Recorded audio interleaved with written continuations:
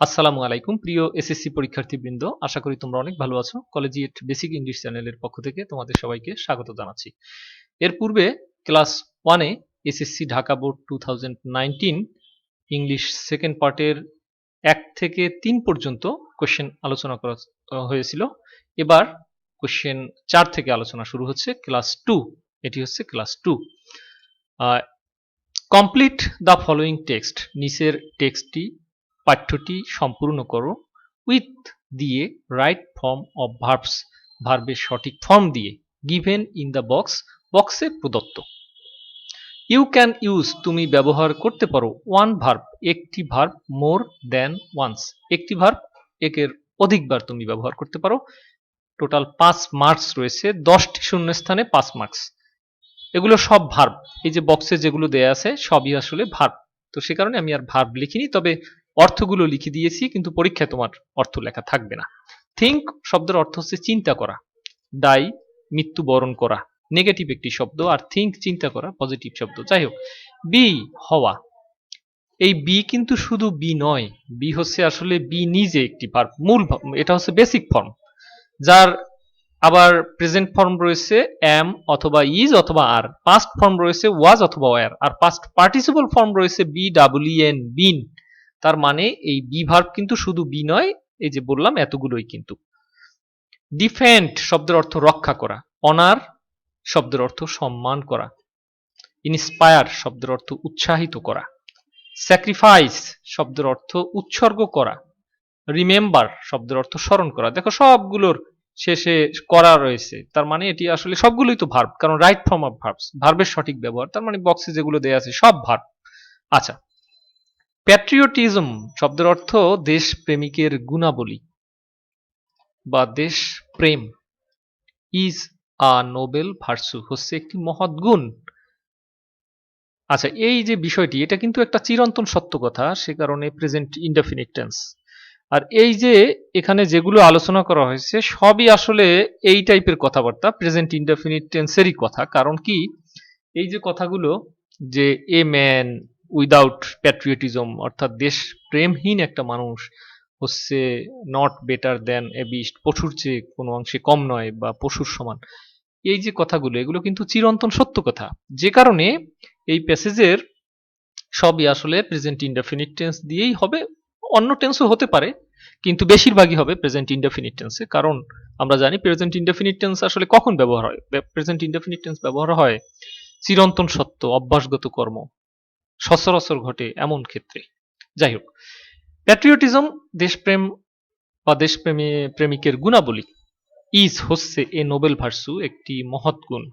It dash অর্থাৎ verb বসাতে হবে, ইট ড্যাশ এ ম্যান, যা একজন মানুষকে, টু শেড ঝরাতে, দ্য লাস্ট ড্রপ সর্বশেষ বিন্দু, অফ ব্লাড রক্তের সর্বশেষ বিন্দু ঝরাতে কি করে, অবশ্যই ইন্সপায়ার উৎসাহিত করে।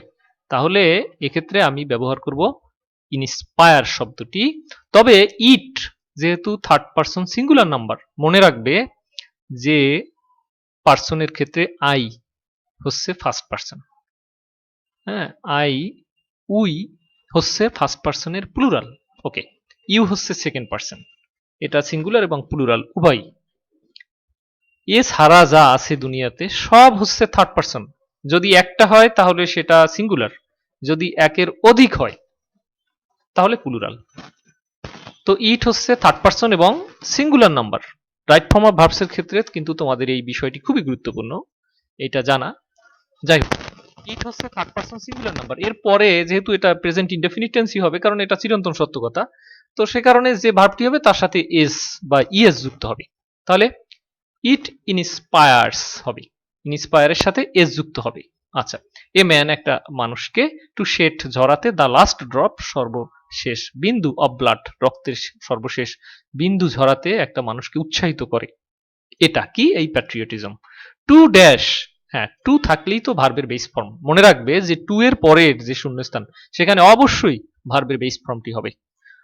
আচ্ছা, blood to dash, to dash the freedom of his country, তার দেশের স্বাধীনতা কি? স্বাধীনতা রক্ষা করতে। স্বাধীনতার ব্যাপারটা আসলেই আসলে স্বাধীনতা রক্ষা করার বিষয়টি আসে। তাহলে টু ডিফেন্ড অর্থাৎ যা আছে তাই হবে। কারণ কি? কারণ হলো টু। টু এর পরে সবসময় ভার্বের বেস ফর্মটি হবে। সুতরাং এই ভার্বের আর কোনো পরিবর্তন করব না। তাহলে to defend the freedom of his country, তার দেশের স্বাধীনতা রক্ষা করতে।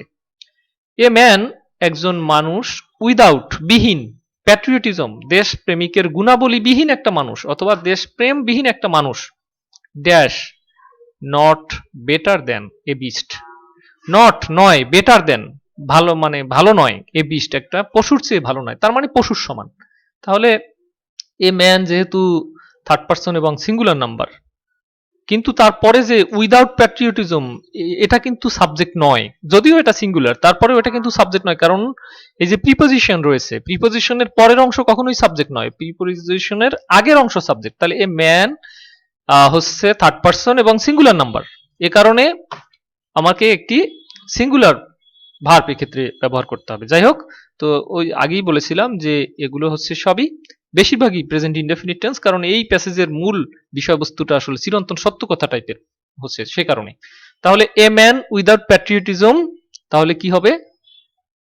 যেহেতু বি ভার্ব রয়েছে ইজ, যেহেতু বি ভার্ব রয়েছে তো বি ভার্বের প্রেজেন্ট ফর্মটা আমরা ব্যবহার করব ইজ। যদি এখানে প্লুরাল থাকতো এই ম্যানের জায়গায় তাহলে আমরা প্রেজেন্টের ক্ষেত্রে আর ব্যবহার করতাম, আর যদি আই থাকতো তাহলে এম ব্যবহার করতাম। যাই হোক, ইজ ন, আর যদি পাস্ট ফর্ম হতো তাহলে কিন্তু ওয়াজ ব্যবহার করতাম। আচ্ছা যাই হোক, a man without patriotism is not better then a beast. আচ্ছা, এ ট্রু প্যাট্রিয়ট একজন সত্যিকারের প্যাট্রিয়ট মানে হচ্ছে দেশপ্রেমিক, এটা হচ্ছে সাবজেক্ট। এ ট্রু প্যাট্রিয়ট একজন সত্যিকারের দেশপ্রেমিক ড্যাশ বাই অল, সকলের দ্বারা কি? অবশ্যই সম্মানিত হন। তাহলে সকলের দ্বারা, বাই অল সকলের দ্বারা, সকলের কর্তৃক, অর্থাৎ প্যাসিভ ভয়েস। এই সম্মানের কাজটি কি নিজে নিজে হয়? কখনোই নয়, এটা মানুষ করে, অন্যের দ্বারা হয়, সে কারণে অবশ্যই প্যাসিভ ভয়েস। আর এমনিতেও তো এই বাই অল বলে দিয়েছে, তার মানে কি? তার মানে হলো বাই, যেহেতু বলাই আছে তো এমনিতেও বোঝা যায় এটা প্যাসিভ ভয়েস। তো যাই হোক, তাহলে এ ট্রু প্যাট্রিয়ট কি হবে? এ ট্রু প্যাট্রিয়ট অনার, অনার শব্দটি এখানে আছে, কিন্তু আমাকে ব্যবহার করতে হবে অক্সিলারি ভার্ব সহ, কারণ প্রেজেন্ট ইনডেফিনিট টেন্স তো আমরা জানি যে প্রেজেন্ট ইনডেফিনিট টেন্সের প্যাসিভ ভয়েসের অক্সিলারি ভার্ব হলো am, is, are, was, were. তাহলে সরি, এম, ইজ, আর এগুলো হচ্ছে প্রেজেন্ট ইনডেফিনিট টেন্সের প্যাসিভ ভয়েস, ওয়াজ, ওয়্যার নয়। তাহলে ওয়াজ, ওয়্যার হচ্ছে পাস্ট ইনডেফিনিট টেন্সের। তাহলে আমাকে কি করতে হবে? এ ট্রু প্যাট্রিয়ট কি করতে হবে? এর সাথে অক্সিলারি ভার্বও লাগবে আর ভার্বের পাস্ট পার্টিসিপল ফর্মও লাগবে, কারণ প্যাসিভ ভয়েস মানেই হচ্ছে ভার্বের পাস্ট পার্টিসিপল ফর্ম। তাহলে a true patriot is honoured, শুধু অনার লিখলে হবে না, অনার্ড, ইজ অনার্ড। ইজ হচ্ছে অক্সিলারি ভার্ব ইজ, যেহেতু এ ট্রু প্যাট্রিয়ট সিঙ্গুলার তাই singular auxiliary verb is, plural হলে আর ব্যবহার করতাম। ইজ অনার শব্দটির সাথে ইডি যুক্ত কেন হলো? কারণ মনে রাখবে সকল প্যাসিভ ভয়েসেই ভার্বের past participle form by all. He always, সে সর্বদা dash for the welfare of his country. He always, সে সর্বদা কি? হি অলওয়েজ, সে সর্বদা থিঙ্ক, চিন্তা করে। তাহলে হি অলওয়েজ, সে সর্বদা থিঙ্ক, কিন্তু থিঙ্ক এর সাথে এস যুক্ত হবে, কারণ he third person singular number. শুরুতেই বললাম যে আই হচ্ছে ফার্স্ট পার্সন, এর প্লুরাল হচ্ছে উই, ইউ হচ্ছে সেকেন্ড পার্সন যার প্লুরাল হচ্ছে ইউ। এছাড়া দুনিয়াতে যা আছে সবই হচ্ছে থার্ড পার্সন, এক হলে সিঙ্গুলার, একের অধিক হলে সেটা প্লুরাল। তাহলে হি থার্ড পার্সন এবং সিঙ্গুলার নাম্বার, তাই যে ভার্বটি বসবে সেই ভার্বটির সাথে অবশ্যই এস অথবা ইয়েস যুক্ত হবে, যেহেতু এটা প্রেজেন্ট ইনডেফিনিট টেন্স। আর প্রেজেন্ট ইনডেফিনিট কেন হবে? কারণ একথা তো চিরন্তন সত্য যে হি অলওয়েজ, সে সর্বদা, তাহলে কি হবে? থিংস, হ্যাঁ থিংস, চিন্তা করে, ফর দ্য ওয়েলফেয়ার, কল্যাণের জন্য, অফ হিজ কান্ট্রি, তার দেশের। একজন প্যাট্রিয়ট বা একজন দেশপ্রেমিক তার দেশের কল্যাণের জন্য চিন্তা করে, এটা চিরন্তন সত্য কথা, সে কারণে এটা present indefinite tense. On the other hand, অন্যদিকে, দ্য আনপ্যাট্রিয়ট, একজন দেশদ্রোহী, অর্থাৎ যে দেশের আনপ্যাট্রিয়ট, দেশপ্রেমহীন মানুষ, কিন্তু মানুষ না এক্ষেত্রে মেন মানুষেরা। একটি বিষয় হচ্ছে যে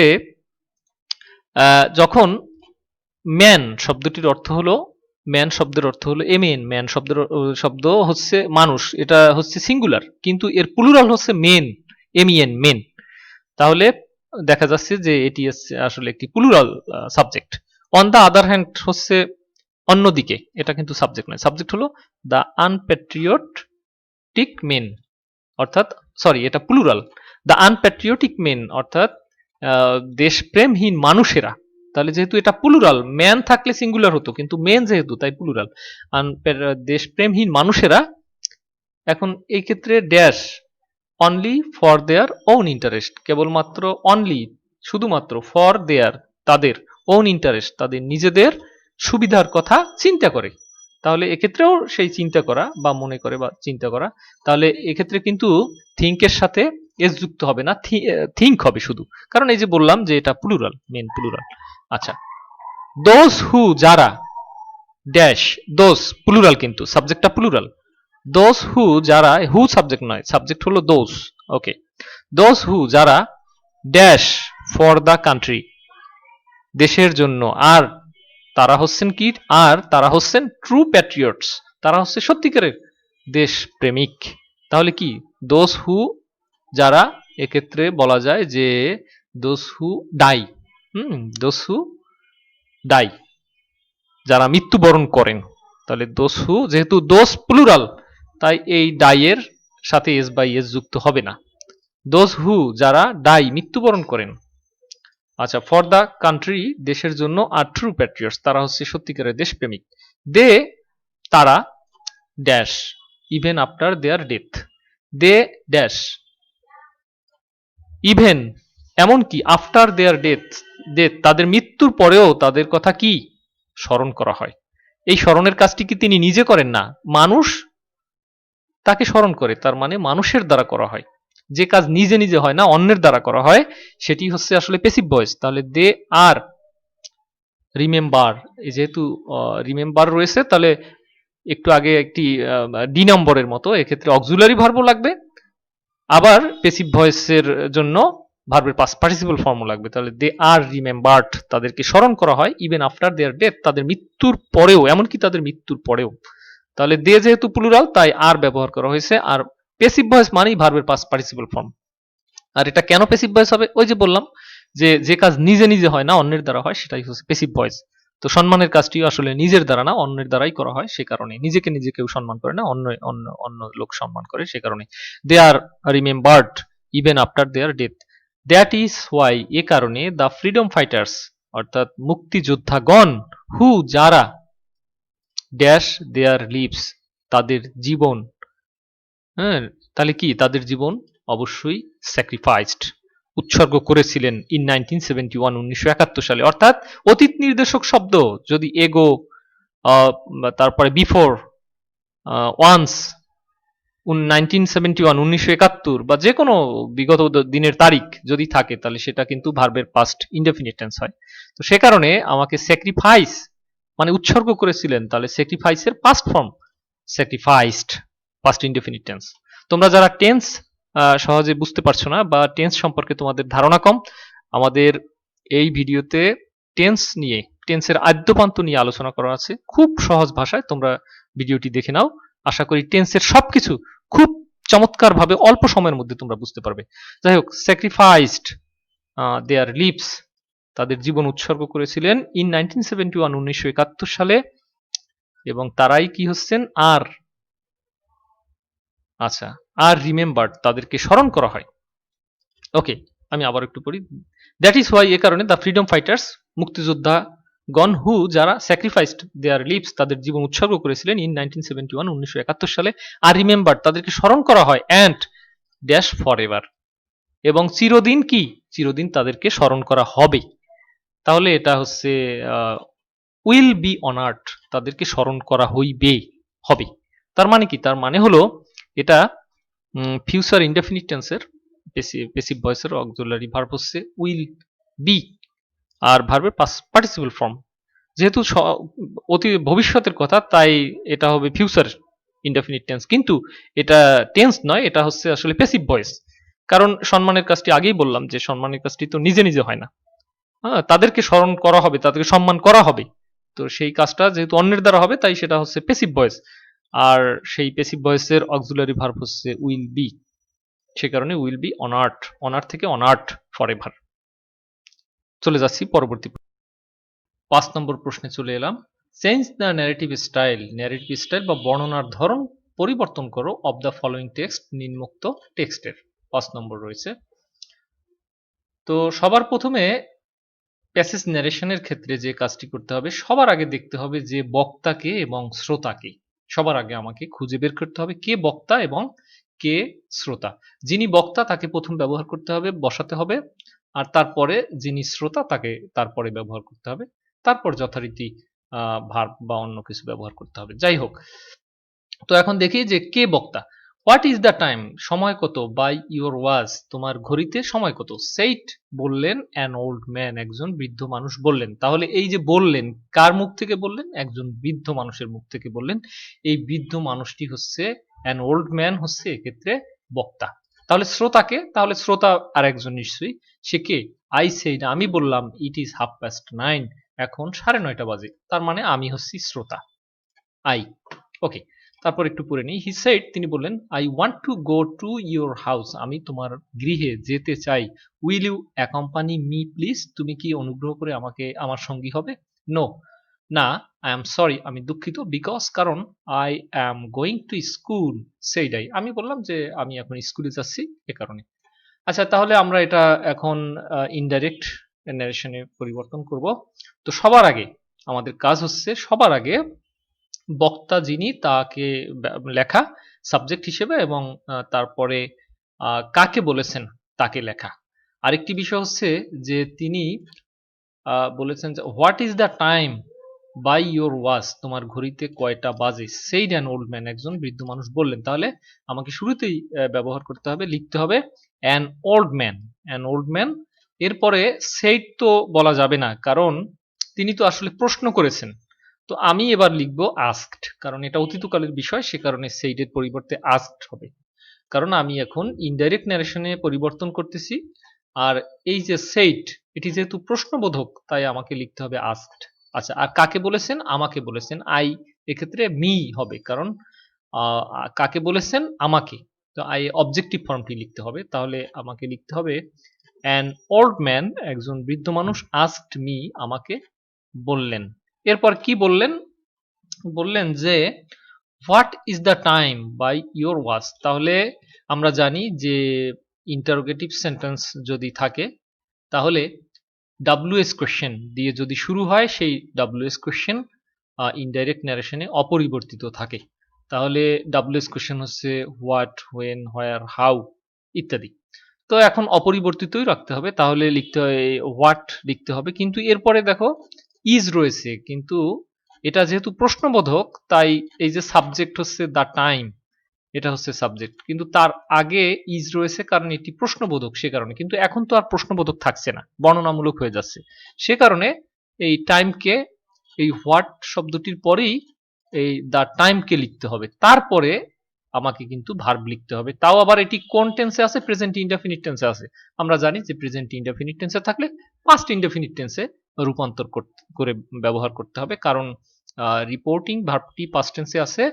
তো সে কারণে যে টেন্সে আছে ঠিক তার বিপরীত করসপন্ডিং পরিবর্তন হবে, মানে প্রেজেন্ট ইনডেফিনিট টেন্স থাকলে পাস্ট ইনডেফিনিট হবে, তার মানে ইজ থাকলে যার পাস্ট ফর্ম হচ্ছে ওয়াজ, সেটা ব্যবহার হবে।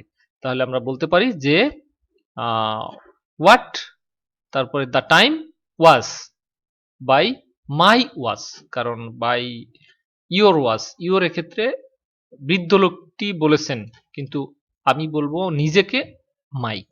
আচ্ছা, এরপরে আই সেইড, আমি বললাম, ইট ইজ 9:30, তা আমি যে বললাম এটা কিন্তু আসলে উত্তর দিলাম, তাহলে আমি সেইড না বলে আমি বলবো যে আই রিপ্লাইড, আর ইনভার্টেড কমা রয়েছে, সে কারণে দ্যাট হবে ইনভার্টেড কমার পরিবর্তে। তাহলে আমি বলবো যে আই রিপ্লাইড দ্যাট, আমি উত্তর দিয়েছিলাম যে।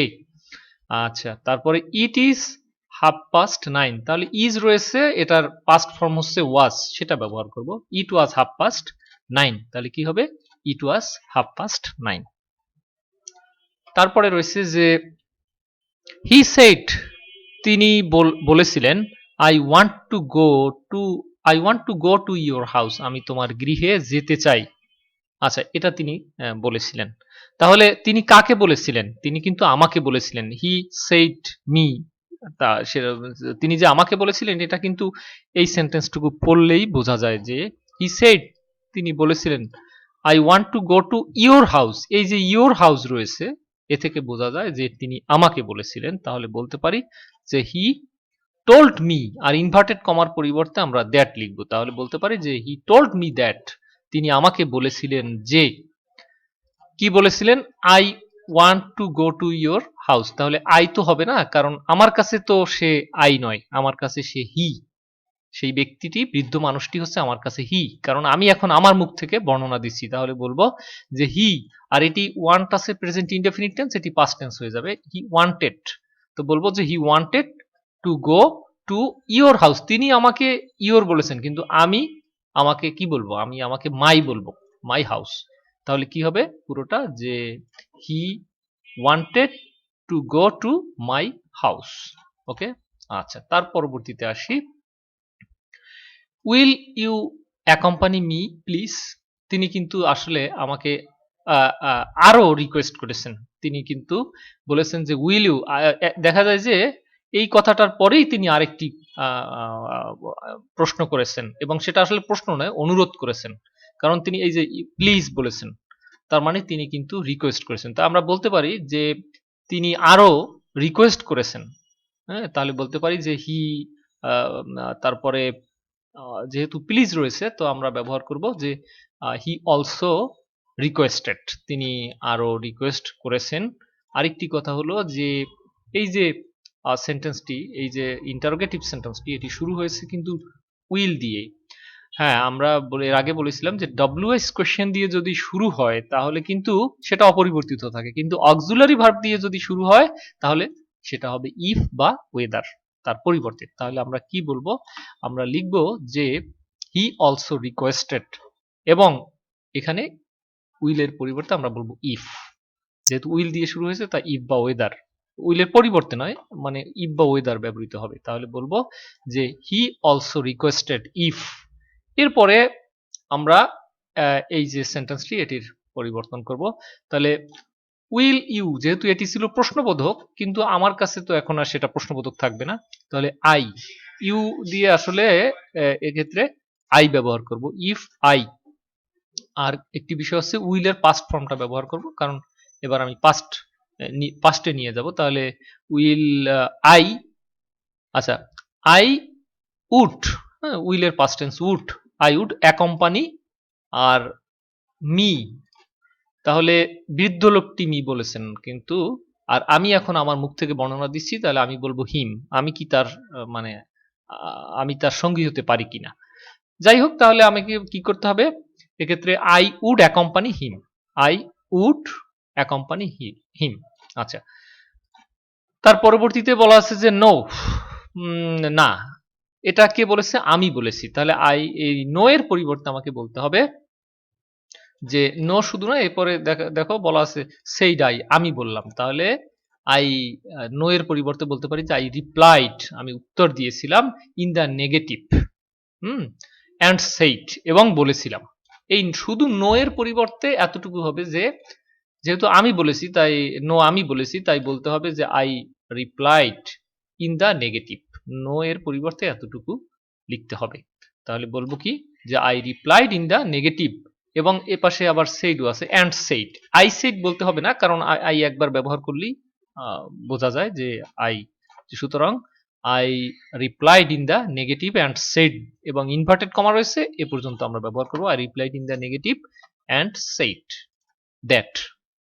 আচ্ছা, এরপরে কি বলা আছে যে I am sorry because I am going to school. তাহলে আই ওয়াজ সরি, কারণ এম হবে না, এটা প্রেজেন্ট টেন্স, আমাকে একেবারে পাস্ট টেন্সে করতে হবে। তাহলে আই ওয়াজ সরি বিকজ, কারণ I was, am going to হবে না, হবে ওয়াজ গোয়িং টু, কারণ এম এর পাস্ট ফর্মে নিতে হবে ওয়াজ গোয়িং টু স্কুল। তাহলে হবে কি? I was, I was I was sorry because I was going to school। পরবর্তী প্রশ্নে চলে যাচ্ছি। এসএসসি ইংলিশ সেকেন্ড পেপারের ঢাকা বোর্ড 2019-এর প্রশ্ন আমরা সলিউশন করছিলাম, তারই ধারাবাহিকতায় এবার 6 নম্বর প্রশ্ন সলিউশন করব।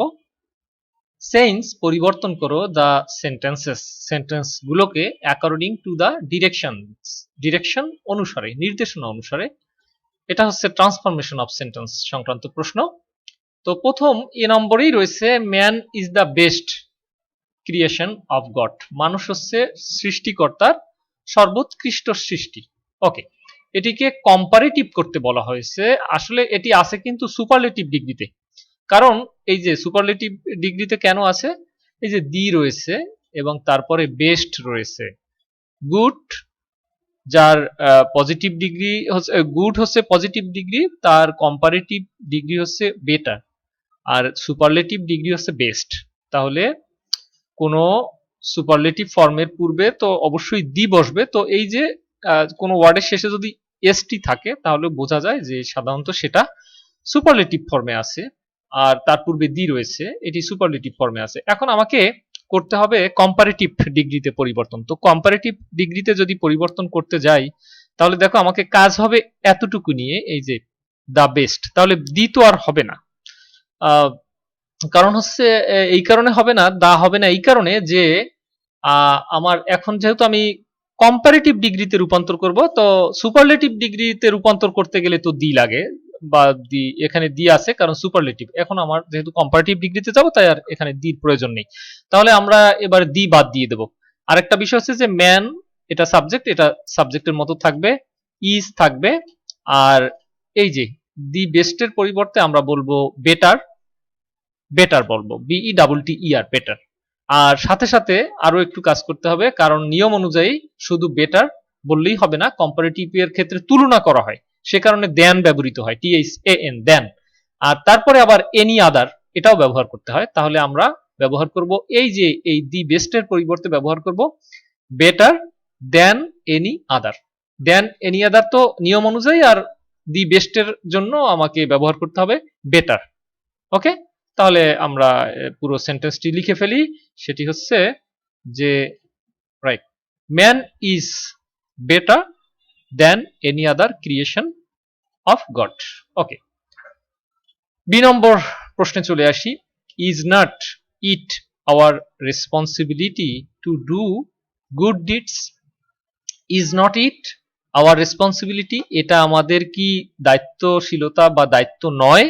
টু ডু গুড ডিডস, ভালো কর্ম করা। টু ডু গুড ডিডস, ভালো কর্ম, গুড মানে ভালো আর ডিডস মানে হচ্ছে কর্ম। তো এটা কি ভালো কর্ম করা কি আমাদের দায়িত্বশীলতা নয়?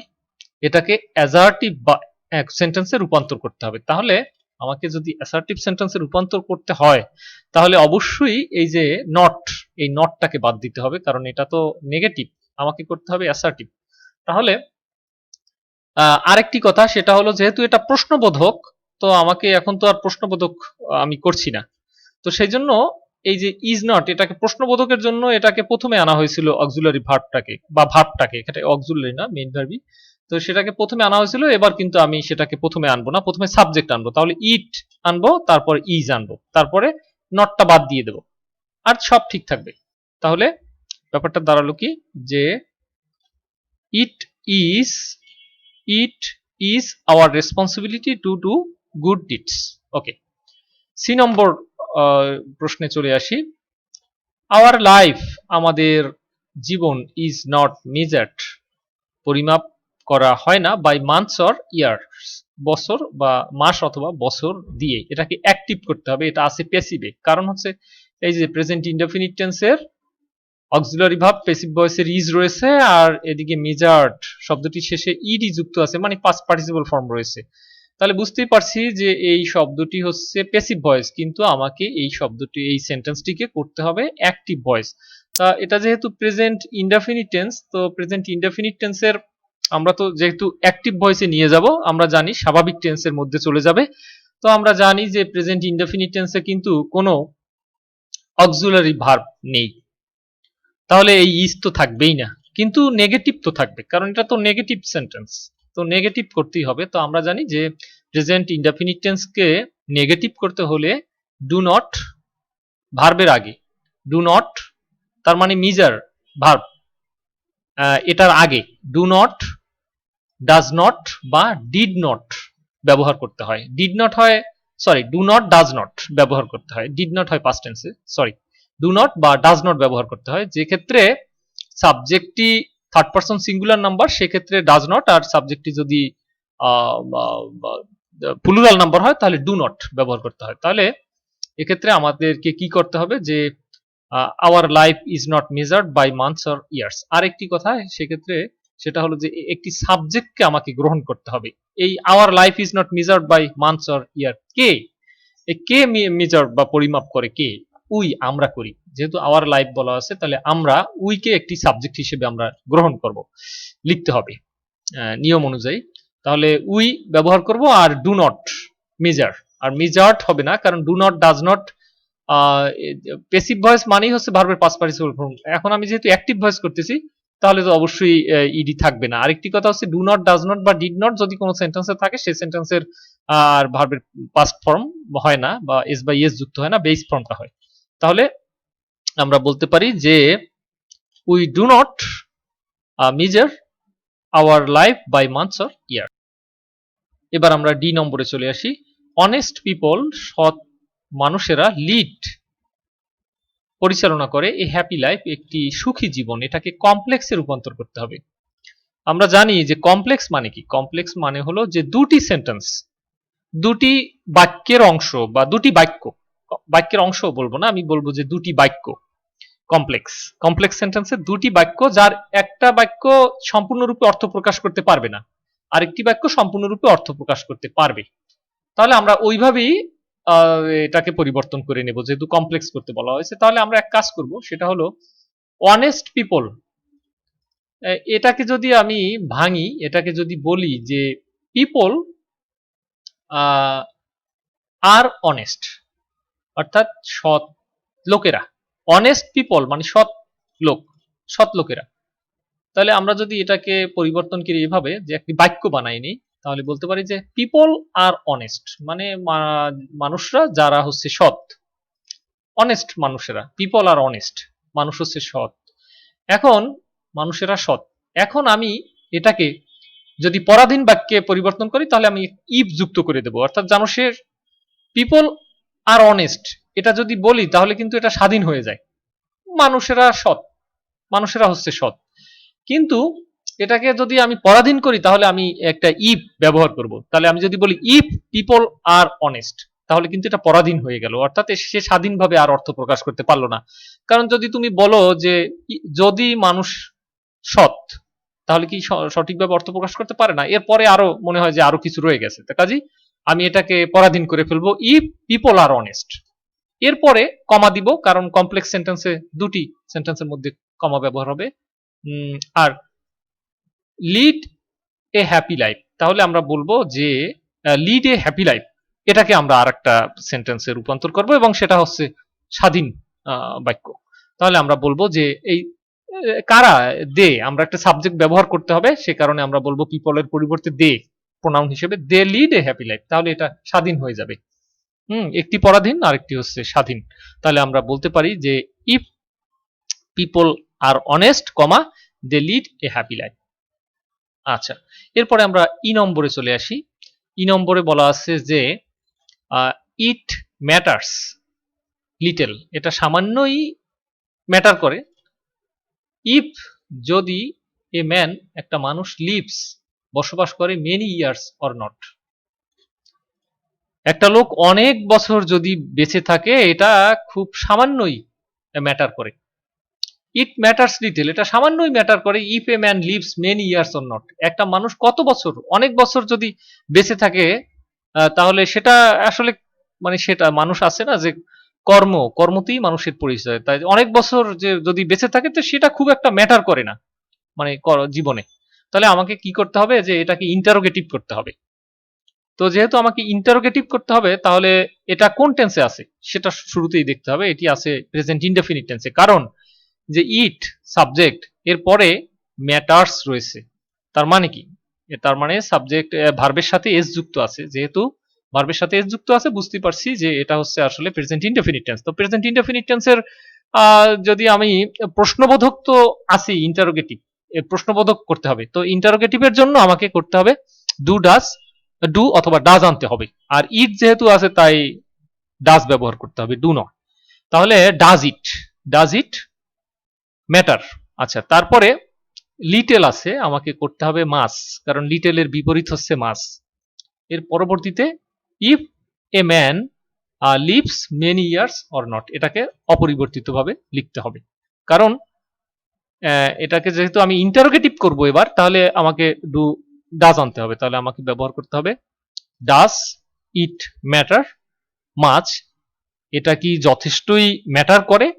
If a man leaves many years or not, একটা লোক যদি অনেক বছর বেঁচে থাকে অথবা বেঁচে না থাকে, তাহলে সেটা কি মানে অনেক বেশি ম্যাটার করে?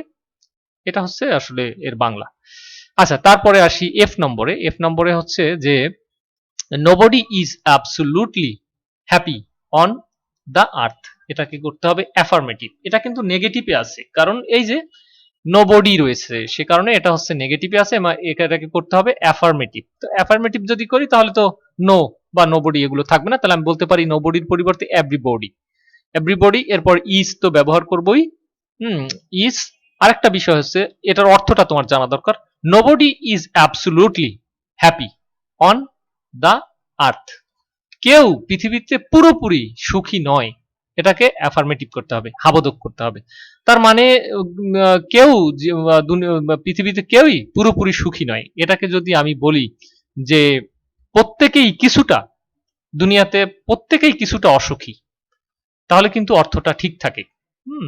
প্রত্যেকেই কিছুটা অসুখী, তার মানে প্রত্যেকেই পুরোপুরি সুখী নয়। তাহলে আমি বলতে পারি যে এভরিবডি, নোবডির পরিবর্তে এভরিবডি বলতে পারি।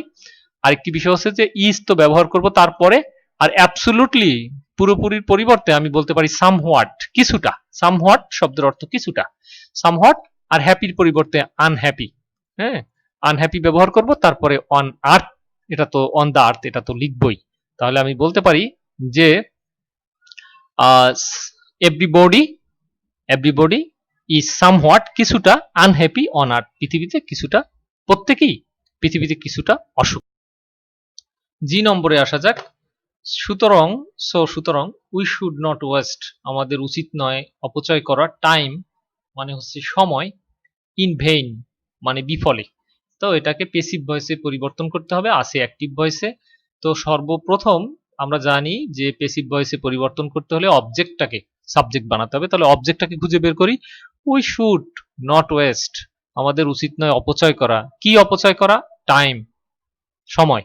তাহলে এটা হচ্ছে অবজেক্ট, এটাকে এখন আমি সাবজেক্ট বানাবো। আর সো তো আছেই, এটাকে প্রথমে লিখবো, ঠিক আছে। তাহলে আমি কি করব, টাইমটাকেই আমি এবারে সাবজেক্ট হিসেবে ব্যবহার করব। এরপরে সাবজেক্টের পরেই তো ভার্ব ব্যবহারের পালা। তারপর কি ভার্ব ব্যবহার করব? শুড আছে, আমরা জানি যে modal auxiliary verb can, could, may, might, shall, should, will, would, এগুলোর পরে বি থাকে। পেসিভ ভয়েসে বি ব্যবহার করা হয় এবং ভার্ব, মেইন ভার্বটির পাস্ট পার্টিসিপল ফর্ম ব্যবহার করতে হয়। তাহলে আমরা শুড এর পরে একটা নট তো আছি, তারপর থাকবে, এরপর একটা বি ব্যবহার করব এবং ওয়াস্ট শব্দটির পাস্ট পার্টিসিপল ফর্ম ব্যবহার করব। আরেকটি কাজ করব, সেটা হলো যে এই যে সাবজেক্ট রয়েছে, এই সাবজেক্টটিকে ইন ভেইন তো লিখবই, তার সবার শেষে এই সাবজেক্টটিকে আমরা অবজেক্ট হিসেবে বাই আস দিয়ে দেব, কারণ এটি সাবজেক্ট আছে, এবার পেসিভ ভয়েসে সেটি অবজেক্ট হয়ে যাবে। তাহলে সেটাকে আমরা বাই আস দিয়ে দেব। তাহলে আমরা কি করব, অবজেক্টিভ ফর্মে নিয়ে আর কি, পেসিভ ভয়েসে অবজেক্টিভ ফর্মে নেব, সরি। তাহলে আমরা কি করব, প্রথমেই টাইমকে ব্যবহার করব, তারপরে অক্সিলারি ভার্বটাকে ব্যবহার করব। আচ্ছা, তাহলে আমরা বলতে পারি যে সুতরাং time should not be wasted in vain by us, আমাদের কর্তৃক। আচ্ছা, এরপরে 8 নম্বরে চলে আসি। 8 নম্বরে বলা আছে যে ইফ উই ইউজ, আমরা যদি ব্যবহার করি টাইম প্রপারলি, যথোপযুক্ত রূপে সময়কে যদি আমরা ব্যবহার করি, উই ক্যান বি বেনিফিটেড, আমরা তাহলে উপকৃত হতে পারি। এটিকে সিম্পল সেন্টেন্সে রূপান্তর করতে বলা হয়েছে।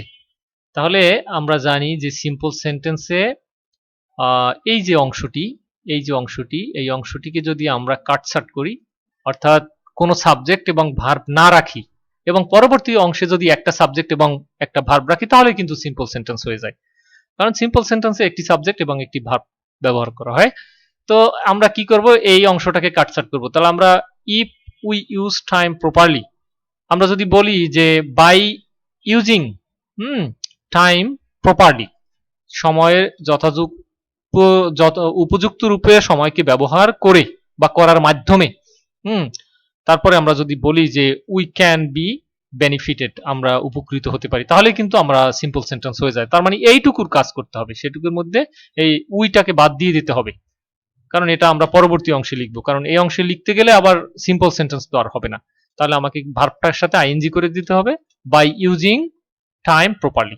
তাহলে আমরা লিখবো বাই ইউজিং টাইম প্রপারলি, তারপরে কমা দিয়ে লিখবো যে we can not be benefited, by using time properly we can not be benefited. আচ্ছা, তারপরে এইচ নম্বরে আসি, সরি এইচ নম্বর হয়ে গেল, এবার আই নম্বরে আসি। আই নম্বরে বলা আছে যে all men must die, negative করতে হবে। তাহলে অল মেন, সমস্ত মানুষেরাই, মাস্ট অবশ্যই, ডাই মৃত্যুবরণ করে, অবশ্যই মৃত্যুবরণ করবে।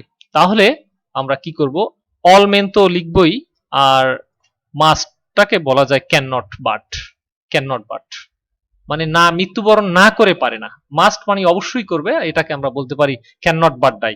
মাস্ট ডাই মানে অবশ্যই মৃত্যুবরণ করবে, কিন্তু এটাকে আমরা পরিবর্তন করে বলতে পারি ক্যান নট বাট ডাই, মৃত্যুবরণ না করে পারে না। তাহলে আমরা বলবো যে all men can not but die.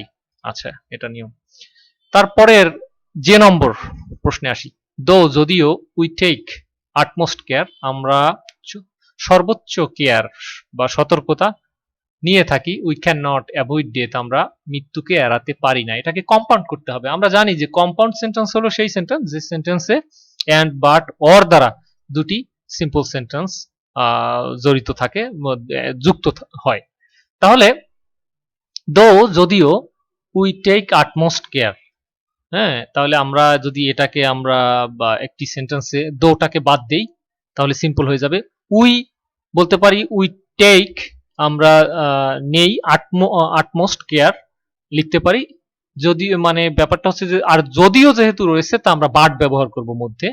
ব্যাপারটা হচ্ছে এই যে বিপরীত ধর্মী অর্থ দিচ্ছে, তাহলে আমরা বলতে পারি যে we take utmost care, but, কিন্তু যদি বলি যে but we can not avoid death, তাহলে কিন্তু হয়ে যায়। খুব সহজ বিষয়টি। তাহলে আমরা লিখতে পারি যে we take utmost care but we can not avoid deaths. পরবর্তী প্রশ্নে চলে যাচ্ছি।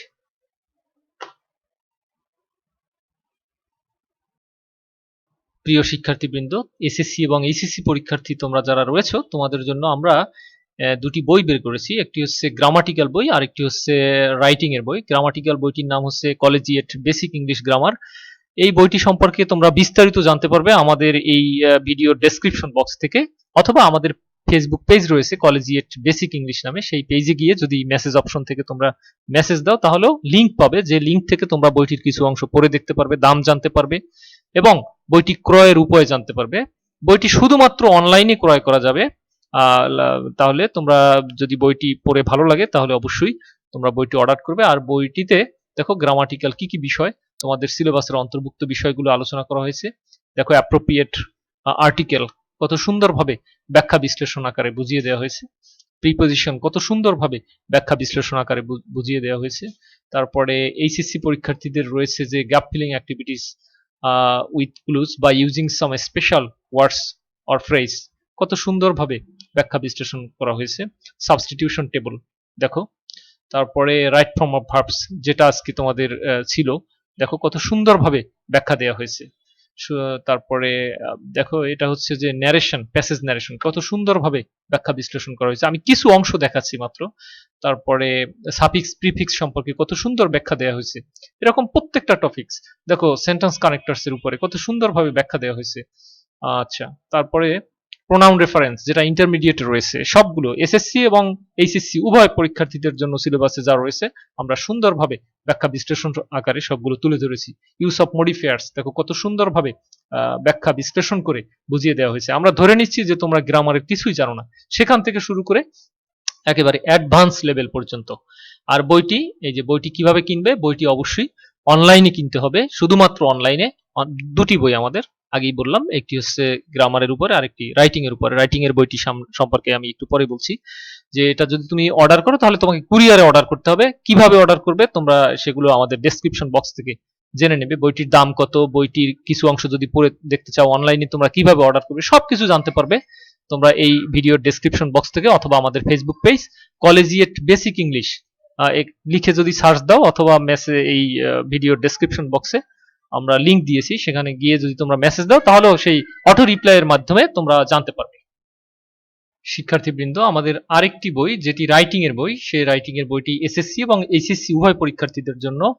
এই বইটির নাম হচ্ছে collegiate and essential book of paragraph composition letter and application. এই বইটিতে তোমার যে সমস্ত রাইটিং এর বিষয় রয়েছে, সমস্ত বিষয়গুলো অত্যন্ত সুন্দরভাবে উপস্থাপন করা হয়েছে। ফ্রি হ্যান্ড রাইটিং অর্থাৎ তুমি ইংরেজি বানিয়ে লেখার কৌশল এই বইটির মাধ্যমে জানতে পারবে, এবং এতে দুর্দান্ত সব টিপস দেওয়া আছে। Paragraph composition, letter, application, CV writing সবগুলো তুমি বানিয়ে লিখতে পারবে, এবং আলাদা আলাদা ফরম্যাট রয়েছে, সেই ফরম্যাট ব্যবহার করেও তুমি খুব সুন্দরভাবে অল্প সময়ের মধ্যে গুছিয়ে প্রিপারেশন নিতে পারবে। আর এই বইটিও ক্রয়ের ক্ষেত্রে তোমাদেরকে অনলাইনের মাধ্যমেই ক্রয় করতে হবে, এবং সেটা কিভাবে এই ভিডিওর ডেসক্রিপশন বক্সে দেওয়া আছে, এবং আমাদের Facebook page collegiate basic English, এখানে গিয়ে তোমরা যদি মেসেজ দাও তাহলেও তোমরা বিষয়টি জানতে পারবে।